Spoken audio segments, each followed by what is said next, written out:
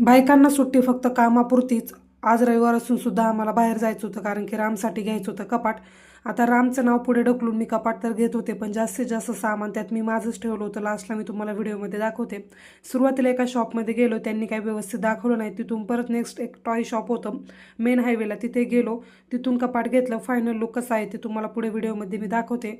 उन्हात फिरून फिरून दमलो आणि त्यामुळे ते ज्यूस पिण्यासाठी थांबलो होतो. ऊन तर वरून खरंच दिसत होतं, पण आतमध्ये बसून ना अगदीच थंडी वाजत होती कारण की हिवाळ्याचे दिवस आहे. मस्त असा पायनॅपल ज्यूस एन्जॉय केला आणि घरी आल्यानंतर जे काही कबड घेतलं होतं ते ऑर्गनाईज करायला बसलो. हे बसले होते कारण की माझ्या पायाला लागलं होतं, त्यामुळे मी बाजूला बसून फक्त शूट करत होते.